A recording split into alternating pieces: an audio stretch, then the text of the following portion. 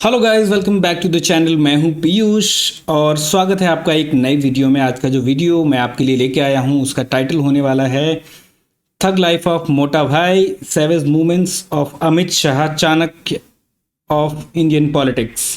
सो मोटा भाई को कौन नहीं पसंद करता। क्या दमदार भाषण होते हैं उनके और बढ़िया स्पीच होती है।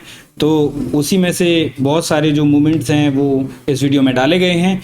चलिए स्टार्ट करते हैं वीडियो को। चैनल पे अगर नए हैं तो प्लीज़ चैनल को सब्सक्राइब करके ज़रूर जाइए। वीडियो अच्छा लगे तो लाइक कीजिए और शेयर कीजिए अपने फ्रेंड्स एंड फैमिली के साथ में। स्टार्ट करते हैं वीडियो को और देखते हैं मोटा भाई के सेवेज मूवमेंट्स। देश के गृह मंत्री और दुनिया की सबसे बड़ी पार्टी के अध्यक्ष, जोरदार तालियों के साथ स्वागत कीजिए। थोड़ा पुराना श्री है अमित इंटरव्यू। शाह।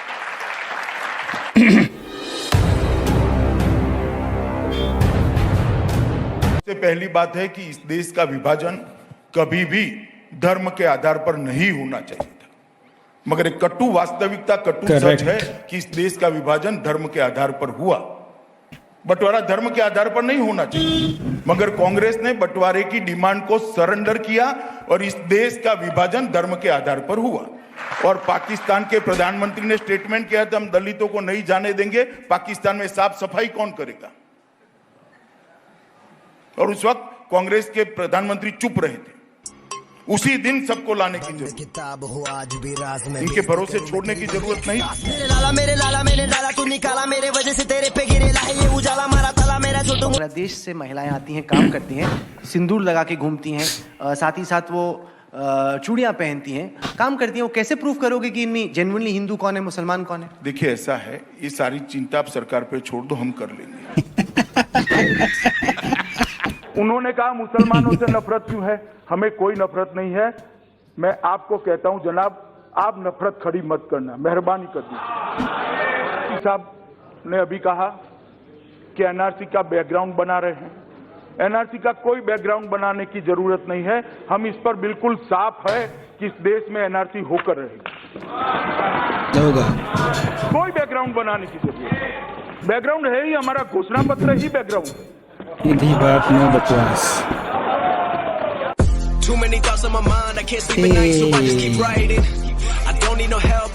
दूसरा 370 में जब 370 बनी तभी सारे कांग्रेस के लीडर ज्यादातर देश की संविधान सभा में थे।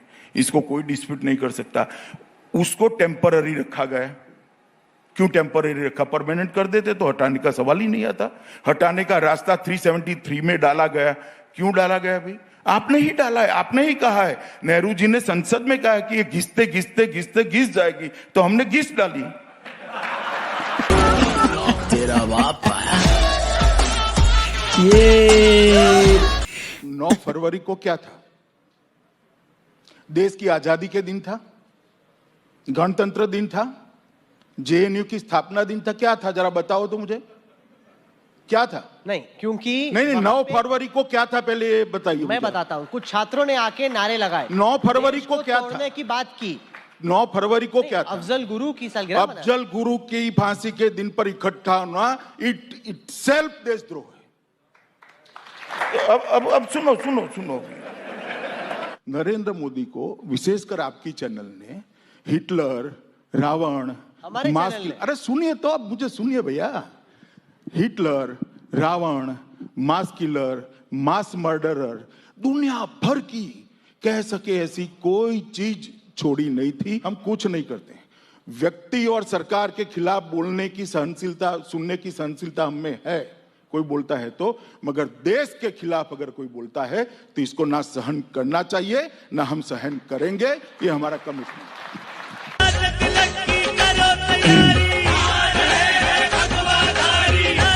गांधी जेएनयू गए, आपने कहा कि बहुत गलत किया। आपके जी मैं मानता हूं। कुछ लोगों ने कहा कि वो तो देशद्रोही है।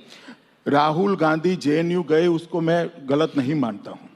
राहुल गांधी जी ने वहां जाकर भाषण किया कि कुछ लोग नारों के रेफरेंस में, कि कुछ लोग आपकी आवाज को दबाना चाहते हैं, कुछ लोग फ्रीडम ऑफ एक्सप्रेशन को सप्रेस करना चाहते हैं। मैं इसके खिलाफ बोला हूं और मैं मानता हूं कि अगर आवाज ये है कि भारत तेरे टुकड़े हो गए इंशाल्लाह, तो उसको दबा देनी चाहिए।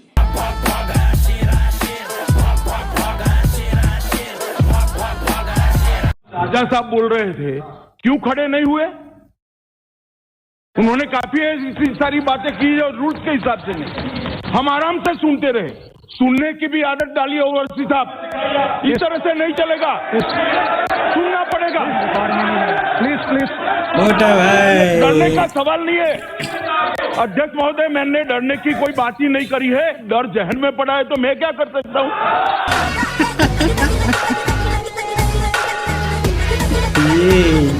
माननीय सदस्य दिग्विजय सिंह ने, मैं उनकी गुस्सा समझ सकता हूं, अभी अभी चुनाव हार कर आया तो स्वाभाविक रूप से गुस्सा पड़ा होगा, यहां निकलना भी चाहिए। ठीक है, निकल जाए। मैंने आपको सीधा एड्रेस नहीं किया, मैं सभापति महोदय के माध्यम से ही एड्रेस कर रहा हूं, और जवाब तो देना ही पड़ेगा और आपको सुनना भी पड़ेगा। बहुत अच्छे। जब मैं जम्मू और कश्मीर बोलता हूं तो पीओ को इसके अंदर ही आता है। एक सेकंड भाई, सुनो तो, सुनिए तो, आप मुझे बोलने नहीं देंगे। आप मैं स्पष्ट करता हूं, माननीय मंत्री जी प्लीज। मैं जब जम्मू एंड कश्मीर बोलता हूं, माननीय सदस्य, इसलिए एग्रेसिव हूं कि जम्मू एंड कश्मीर के पीए को आप भारत का हिस्सा नहीं मानते हो क्या? एग्रेसिव ना हो, जान दे देंगे, जान दे देंगे इसके लिए। क्या बात, एग्रेसिव होने की क्या बात कर रहे हो? जान दे देंगे इसके लिए। ये तो ऑल टाइम फेवरेट है भाई, मोटा भाई का। ऐसी है कि मेरा सीट नंबर 462 है और 461 में माननीय श्री फरूक अब्दुल्ला जी बैठते हैं और वो जम्मू कश्मीर से चुन के आए हैं और उनकी आवाज़ ही आज सुनाई नहीं दे रही है। एक्चुअली आप मुझे पूछे तो ये हमेशा हिस्ट्री में एक अधूरा डिबेट रहेगा। श्योर। मैं सदन को अवगत कराना चाहता हूं, फारूक अब्दुल्ला जी को ना डिटेन किया गया है, ना अरेस्ट किया गया है, अपनी मर्जी से अपने घर पर है। ठीक है, उनकी तबीयत ठीक नहीं है, फॉर द रिकॉर्ड। तबीयत मैं ठीक नहीं कर सकता, डॉक्टर कर सकता है।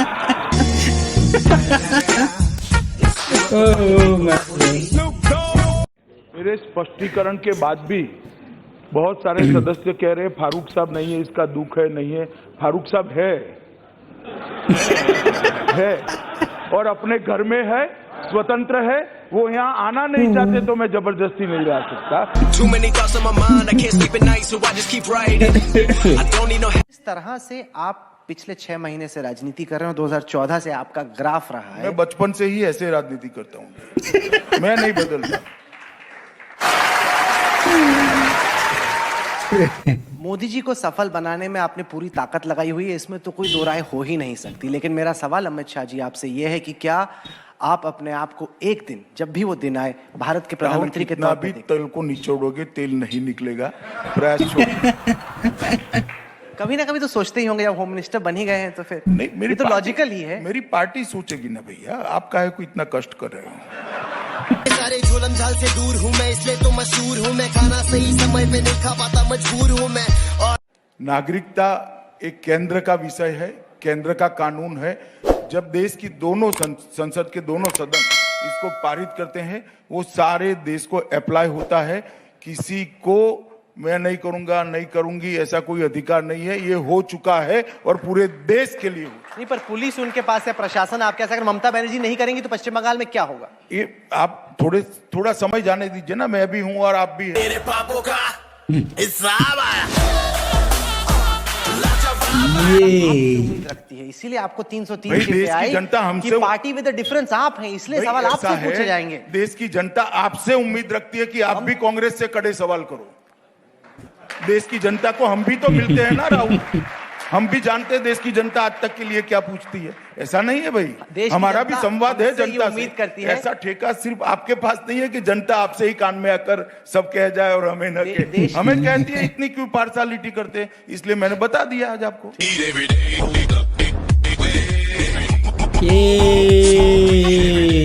नेक्स्ट क्या, मोटा कॉमन भाई। सिविल कोड और पीओके। लोग ये कह रहे हैं कि 2 चीजें अभी बची हैं आपके एजेंडे में।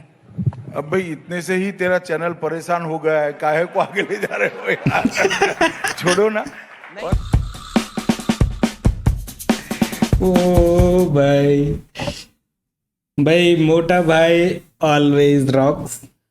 बट एक तो मोटा भाई का ये वाला जो है ना, जान दे देंगे इसके लिए। ओ हो भाई, ऑल टाइम फेवरेट है मेरा, मज़ा आ जाता है देख के वो तो।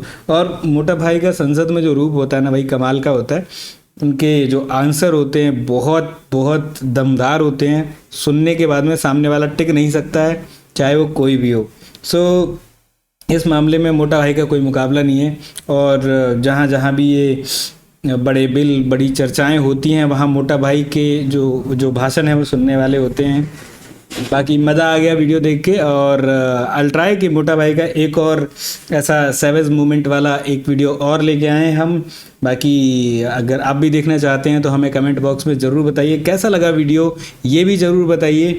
और किस टाइप के वीडियोज़ आप देखना पसंद करते हैं, आप हमें अगर बताएंगे तो हम ज़रूर आपके लिए वैसे वीडियोज़ ढूंढ के लेके आएंगे। बाकी thank you for watching the video. और चैनल पे नए हैं तो प्लीज़ चैनल को सब्सक्राइब करके ज़रूर जाइएगा। आपकी छोटी सी हेल्प हमारे लिए बहुत फ़ायदेमंद साबित हो सकती है। हम आपके लिए और मेहनत करके और अच्छे अच्छे वीडियोस लाएं, इसलिए please subscribe the channel, share कीजिए वीडियो को ज़्यादा से ज़्यादा अपने फ्रेंड्स एंड फैमिली के साथ में। Thank you so much for watching, have fun, जय हिंद, जय भारत।